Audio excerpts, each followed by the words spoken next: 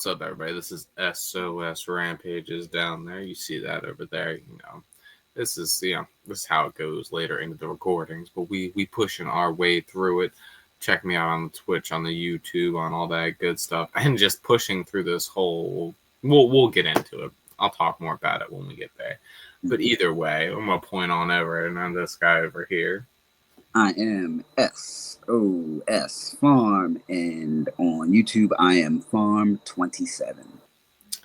And we appreciate y'all sticking through with us. This is going to be our first and kind of our monthly callback of the pay-per-views that were happening. This is from our January version of WCW 25 years ago. Crazy. But it is going to be very, very interesting. I'm going to specify this ahead of time before we get into all of this. WCW is my favorite. WCW is my go-to. WCW is my stuff. I respect all the workers. I respect all the people behind the scenes. They went out there and worked hard. I'm sure the creative had a plan. I'm sure that there was something there. I believe in y'all. I have all faith in y'all. I have all due respect and faith in y'all. But this is a hot dumpster fire. It's a hot dumpster fire. I'm going to do my best to stay in the positive light of things. I'm just giving you my honest view and how I feel. I can be positive if you want to have moments to go off. Because I also love WCW. I grew up watching it. I love the terrible years of WCW to a point of doesn't make me as angry as it used to when I was younger, when I was watching it happen live, but I have a soft spot for it now. Well, as they started off the show, I'm going to go ahead like Bobby Heenan, and this is when you know things are bad, is when Bobby Heenan is shuffling through his stack of papers, 20 stack of papers, and doesn't know what's going on, just like the rest of us at home. So I'm going to running a program. Long list of notes here. Not great notes, but they're notes at least of my anger. A lot of it was crashing out during one words here and there. Started the show off with Kidman in his first match of the night, because you can go ahead and explain the actual reason, because you looked it up and all that good stuff. So basically, Bret Hart and Jeff Jarrett were supposed to be a part of this pay-per-view. And Jeff Jarrett was going to fight Chris Benoit in a triple threat theater series, which was a Dungeon Rules, a bunkhouse match, and caged heat. But Jeff Jarrett had been suffering lingering headaches from Benoit's diving headbutt off the top of the steel cage on the January 10th episode of Nitro. So it forced him to vacate the U.S. title, and Benoit instead took Bret Hart's place in the main event. And for some reason, I guess they were like, who wants to have this match, these three matches? And Billy Kidman was like, I'll do it. So Billy Kidman has three. Great match with Dean to start as a catch-can match. Great start to the night. Fantastic there. You can't go wrong with Billy Kidman and Dean Malenko in a catch-can match. You would think Malenko out there early, so he didn't have to see the rest of the dumpster fire that was happening. So that was sweet of them to not make him stay the whole night. Yeah. Anything else you want to say about this? Because this is your favorite match of the night, probably. It was a short match. It was 2 minutes and 36 seconds long. Billy Kidman wins. Woot. Next match was the handicap match with Vampiro versus Crowbar and David Flair, with Vampiro winning for some reason.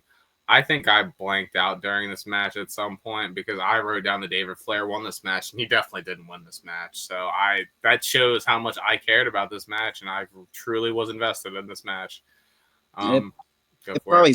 It probably looked like David Flair won. And then they probably announced, or Vampiro won, and they probably announced that David Flair won, because this, like you're saying, this show was a hot mess, and Bobby was scrambling through his notes. So, second match in, this is the first match without Billy Kidman. How are they running this?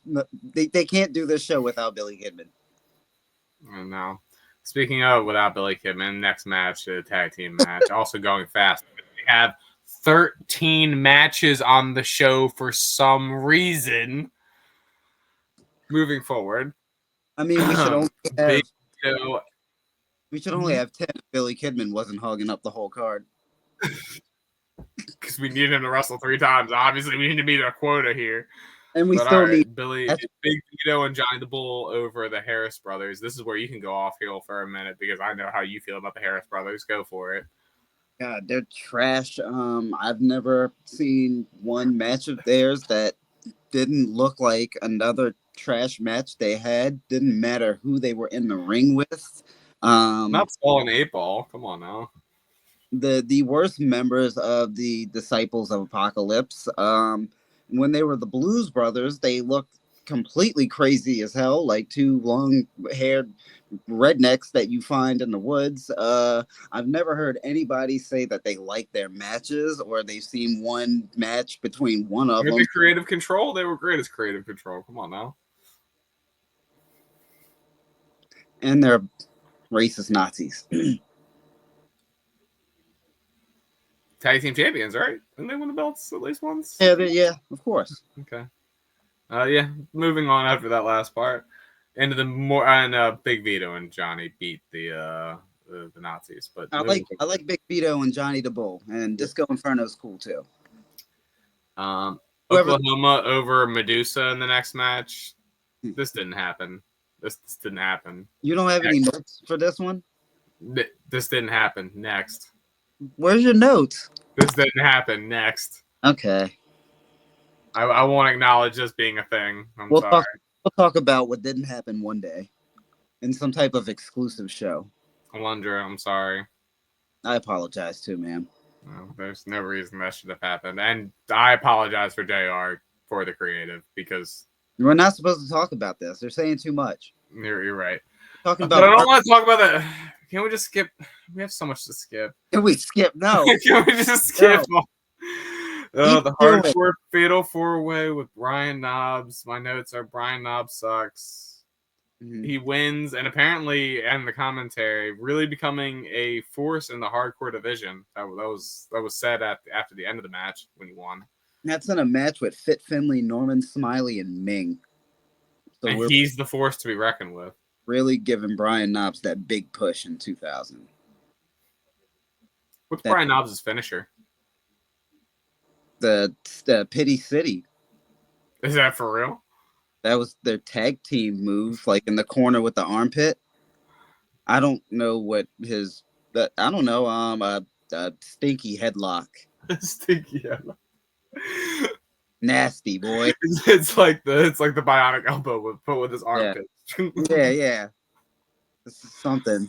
God, that's why they had him just hit people with stuff. All right, that makes sense. Yeah, I'd rather you hit me in the face with a cane than hit me with that armpit elbow drop thing that you did. Kidman versus Saturn and Kidman's second match in a bunkhouse match. Saturn was doing a lot of weird ECW stuff. He did like some weird crossbody out to the floor that Kidman definitely hit his head on. You know, it was like a belly to belly where he belly to bellied him over the top rope, and Kidman smacked the back of his head on the back of the ropes. It was great. Yeah, Saturn was full hardcore mode and full ECW. He's like, "Oh, this is what we were doing," and you know, it's Saturn's a better guy now. It's fine. I mean, you think it's because he was about to leave with the rest of them? I mean, maybe he was real on the drugs that night. I'm just throwing that out there. Better man now, but like that was apparent on that one.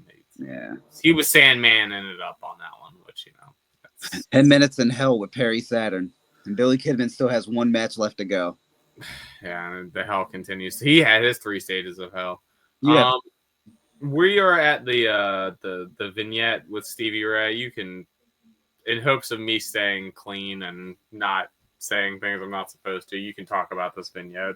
Okay, so Stevie Ray is back in him and Booker T's old neighborhood, but he's not like in any good area. He's in the hood, and he's out there talking to crackheads, and he's like, "Yo, man, when's the last time you seen Booker T? Anybody seen Booker T?" And man, I ain't seen Booker T. You got $1? And I ain't got no dollar for you.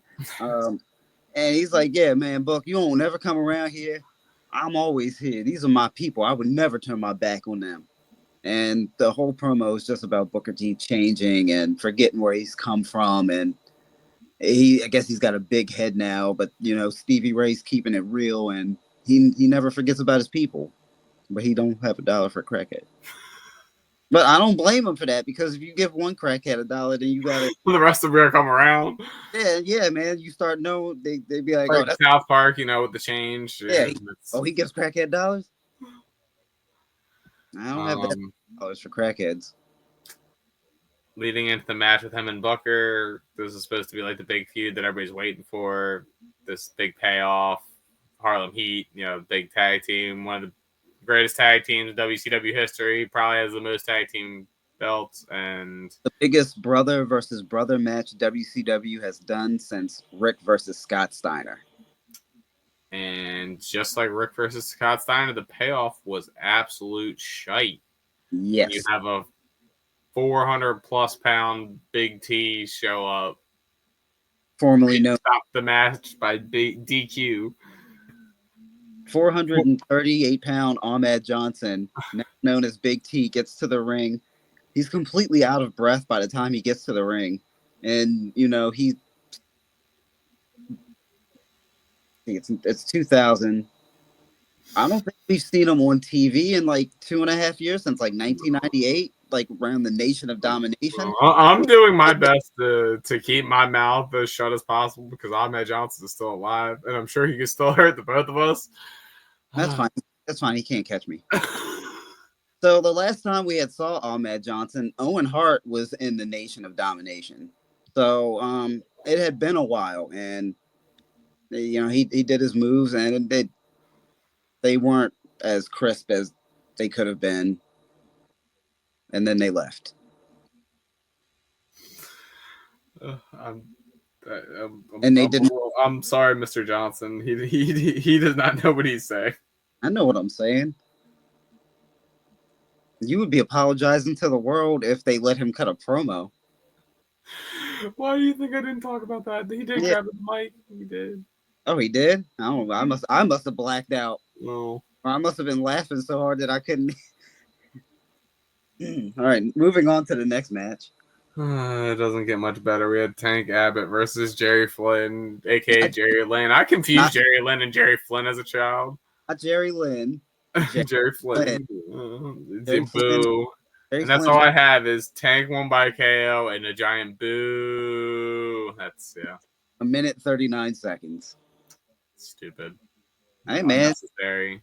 That was a fight. That was a karate expert versus a mixed martial arts expert. You can decide which one was which.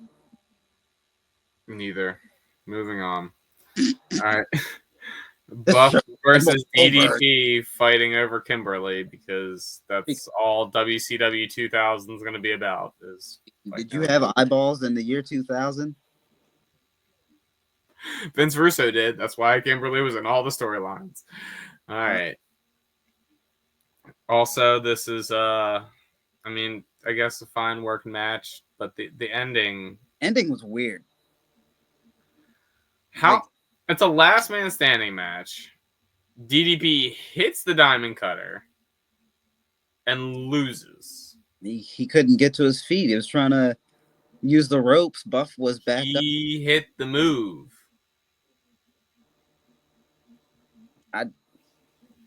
Geek. Yo. Biggest star in WCW. Geek. Look, I'm sorry. Buff Bagwell is stronger than the diamond cutter. He got hit with a diamond cutter and a last man standing match, and Diamond Dallas Page lost. That's what happened. That's what the history book says. I don't like it, but the fact is this Vince Russo's logic? No, this is Sullivan. Why do I keep blaming Russo? This is Sullivan. What is this Sullivan's logic? I have no idea. I'm just going by the record book. I don't know. It's weird. Buff Bagwell is stronger than the diamond. Like, he could have hit a blockbuster in one, or like even a Bob would have taken a big punch at this point. I don't know. No, he hit the blockbuster. DDP got up, and then DDP hit him with the diamond cutter, and then Buff Bagwell was able to get up. DDP just slipped down one last time and couldn't make it. Maybe. I hate this pay-per-view. Okay, you know what? I'm going to break it down. DDP started wrestling later than Buff. DDP was older. Last man standing. Buff's hitting the gym more. DDP's doing yoga and stretching. If it's a fight, it was an 11-minute and 19-second fight. Buff had more to still stand up. DDP starting to get up there, like he didn't do much when he went to the WWE. He did more than Buff Bagwell. But I'm trying to put some logic. I'm trying to put some logic.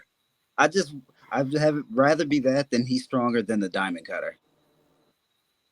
We're 3 matches left. I'm just kind of trudging through with my nose plugged at this point through the fire. All right, and hoping that we can make it out. Moving on to things that don't make sense. We have Kidman versus AWOL for some reason. Because why not? Why is AWOL here with the Revolution? This is the Wall. He's not AWOL yet. The Wall. My bad. He's not AWOL yet. I'm sorry. Yeah. It's a huge difference. My bad. Speaking of people that Kidman had to hold his breath and hope that he doesn't get hurt by. He made it out alive, though. And good on him. Slammed around for 5 minutes and then choke slammed, and that was it. 1, 2, 3. That's the Wall matches. He made it 2 out of 3 just to fight the Wall in a cage and lose in 5 minutes. I hate this pay-per-view. Well, that's fine. Next, moving on to more things that I hate.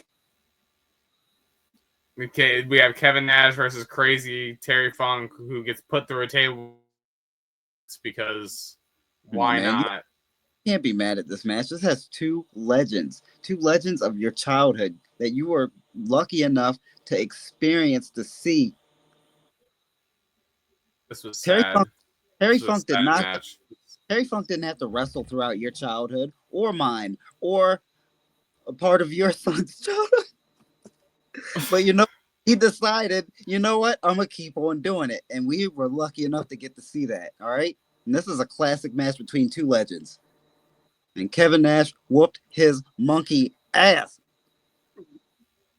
This match went on way too long. He jackknifed him through 2 tables. 2 tables. Fans were chanting to do it more.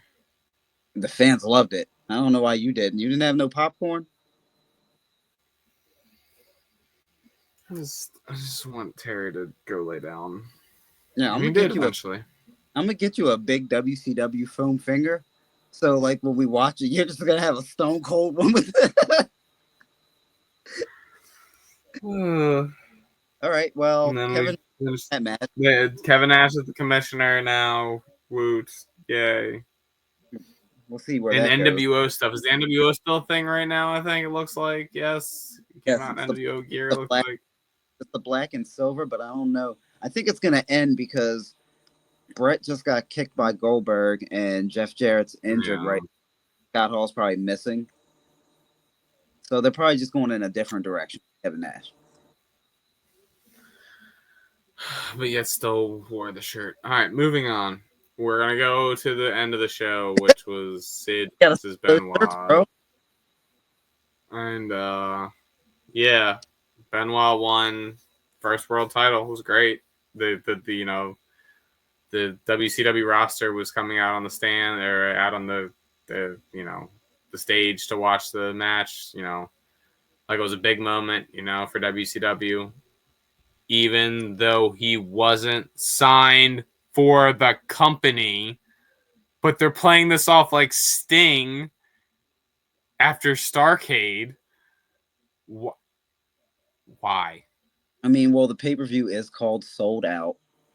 Mm-hmm. And if he doesn't have a contract and he's not coming back and we're ending the show with the big celebration, it might as well be at Souled Out. He doesn't get a Slamboree moment. You don't get Starrcade. You get That's what they were giving him, though. They were giving him the Starrcade moment with all the people coming out. Yeah, but you go out there and you have it at Souled Out. Yo, we got to mention that Arn Anderson was the special guest referee for this match. Mm-hmm. A match with Sid Vicious in it. Yeah. That's just crazy within itself. Should have stabbed him. Should have got that get back. Arn Anderson should have stabbed both of them. And that's where we end the show for tonight, folks. Tell me when I'm telling lies. He's getting get back. The other one, he's trying to help. He's trying to prevent the future. Yeah, but then we don't have great moments as well. So No, I guess he's not going to the WWF. Anything else about this dumpster fire? The Enforcer, baby. I don't think it was. I don't think the flames were as big as and dramatic. Like you're way back there. Like this is about to explode. It's not that bad, man. You want a marshmallow? It's kind of warm and toasty. It's definitely on fire, but it's not that bad. There's worse. Hit it here. Worse. Pitch yourself so we can go home. Company has another year left. It gets worse. All right, I'm SOS Farm. I'm the positive one tonight. And you can find me on Twitch under whatever that name is right there. And I'm on YouTube under Farm27. And I am on Twitch at the SOS Rampages that away. That underneath there, I'm delusional from WCW nonsense. Reading it back, it's just find me on the YouTube that you found me on here. Find me on the all the social medias at the SOS Rampage. Find me at 10 o'clock p.m. Eastern time on there. Find me on the Royal Rumble. Find me during live pay-per-views. The Royal Rumble? And look who I found. Look, I found him. Who's that guy? It's Vader. I found him. There's no way you found Vader. I found Vader. And this has got to be the only positive way to end the episode is I found Vader. All right. It's time. It's time. Vader's going to be in the Rumble. You and Vader are both in the Rumble? To lose, yeah. You heard it here first, folks. Me and Leon. I can't taking wait. over the Rumble this year. I can't wait. That's going to be so cool. Hell yeah. Mask up. Peace.